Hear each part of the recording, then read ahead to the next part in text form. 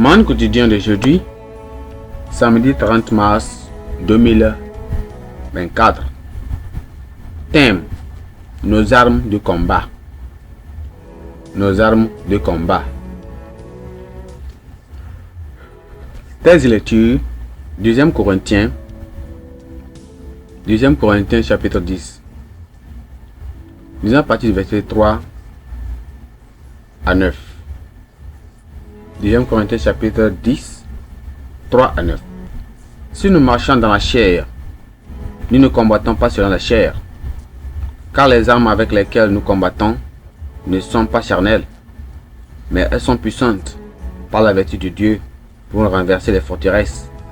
Nous renverserons les raisons. Nous renverserons les raisonnements et toute hauteur qui se lève contre la connaissance de Dieu, et nous amènerons toute pensée captive à l'obéissance de Christ. Nous sommes prêts aussi à punir toute désobéissance lorsque votre obéissance sera complète.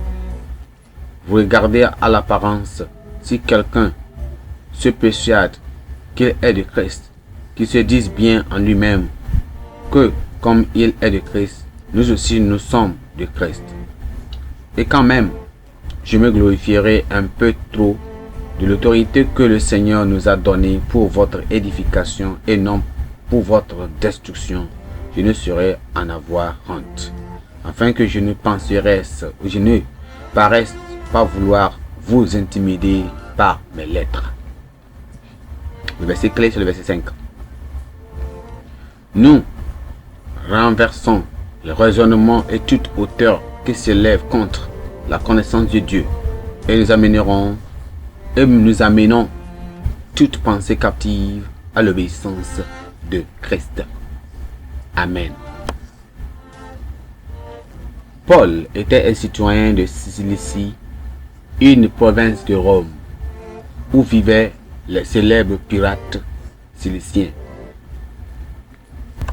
Ces bandits de la Méditerranée avaient construit des forts en Cilicie,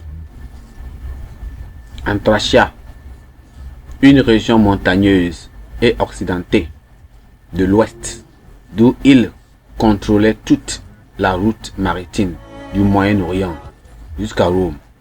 Au sommet de leur puissance, les pirates pillaient les navires, prenaient les esclaves dans les ports terrestres et semaient la faim et la terreur dans toute la région.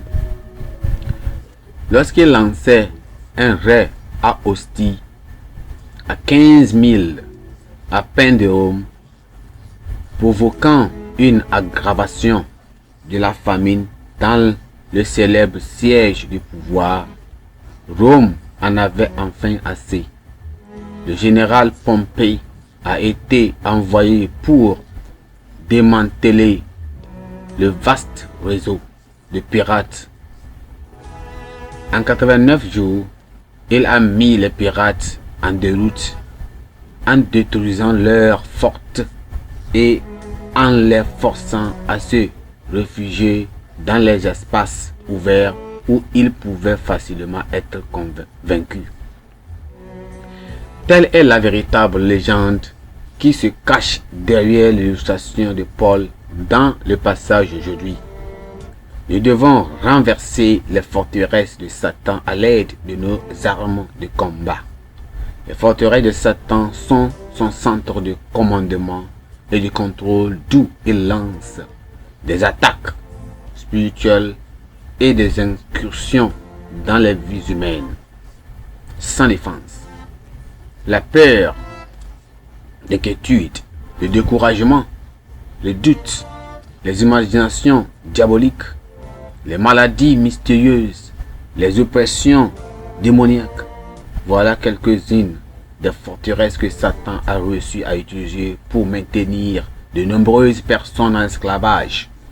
Rien sur cette terre ne préparera l'homme naturel à l'assaut d'esprits malveillants qui veulent détruire les desseins et retenir les captifs. L'homme naturel est dépourvu de la grâce et de la puissance de Dieu. et n'est qu'un simple pion dans le jeu d'échecs du diable.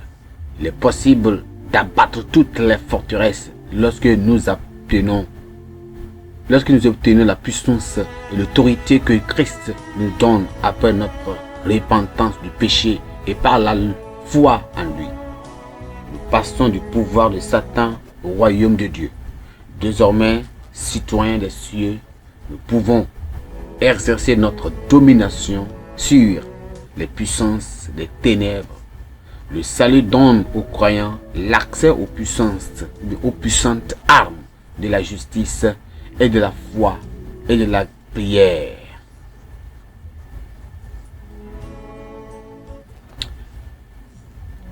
Marié peut être pauvre à moyens terrestres et de petite taille, il est néanmoins invisible face au diable et à ses armes infernales.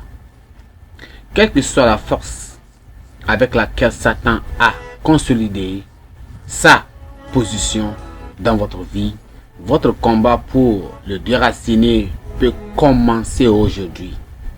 Au nom de Jésus, commencez à rejeter toute idéologie, imagination ou situation qui s'oppose à votre connaissance de Dieu, qui est un être bon, gracieux et bienveillant.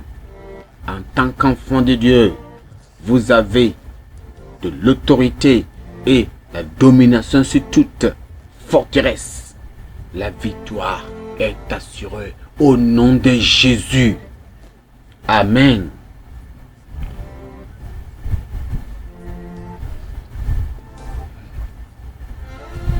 Pensée du jour. Prendre conscience de votre autorité en Christ garantit votre victoire. Prendre conscience de votre autorité en Christ garantit votre victoire. La Bible en un nom. Néhémie chapitre 8 à 10. Néhémie chapitre 8 à 10. Amen.